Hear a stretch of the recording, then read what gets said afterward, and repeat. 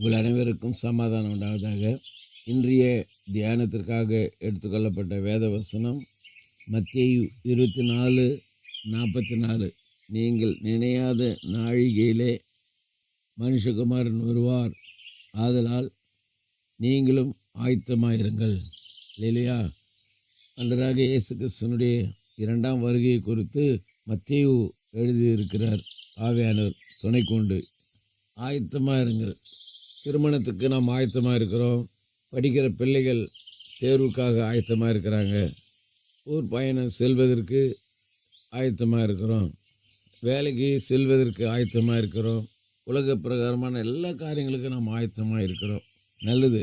அதை விட ஆண்டவருடைய வருகைக்கு நாம் ஆயத்தமாக இருக்கணும். ஆண்டவருடைய வருகை சொல்கிறாரு, நினையாத நாழிகளே மனுஷகுமாரன் வருவார். நாம் நினச்சி பார்க்க முடியாத நேரத்தில், ஐயோ நான் நினச்சிருந்தா மூச்சிருந்துருப்பேனே, நான் நினச்சிருந்தா காத்திருந்திருப்பேனே சொல்கிறேன் இல்லையா? அதே போல் தான் அங்கே நாம் நினையாத நேரத்தில் மனுஷகுமாரன் வருவாராம். ஆகவே நம்ம என்ன செய்யணுமா? நம்ம அவரை சந்திக்க ஆயத்தமாக இருக்கணும். அதே மேல் வசனத்தில் கூட சொல்கிறாரு, உங்கள் ஆண்டவர் இந்த நாழிகையிலே வருவார் என்று நீங்கள் அறியாது இருக்கிறபடினால் விழித்திருங்கள். மணி சொல்லலை, வாரம் சொல்ல, நாள் சொல்லலை, நாழிகை, அது நொடின்னு சொல்லுவோம் இல்லையா? என்ன நொடியில் வருவார் தெரியாது, என்ன நாழிகையில் வருவார் தெரியாது. ஆகவே நம்ம விழித்து இருக்கணும், ஆயத்தமாக இருக்கணும்.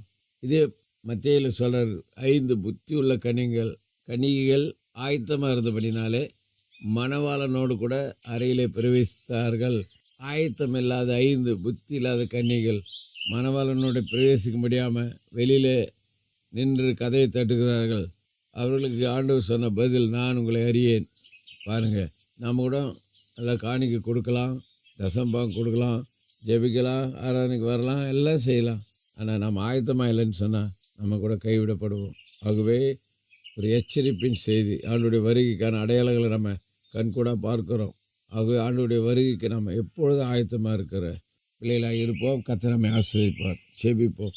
நேசிக்க நல்ல தகப்பனே, இந்த நாளில் கொடுத்த எச்சரிப்பின் செய்தி, நாங்கள் ஆயத்தமாக இருக்குன்னு சொல்லி சொன்னீங்களாப்பா. நாங்கள் எப்பொழுதும் விழித்திருந்து ஆயத்தமாக இருக்க உதவி.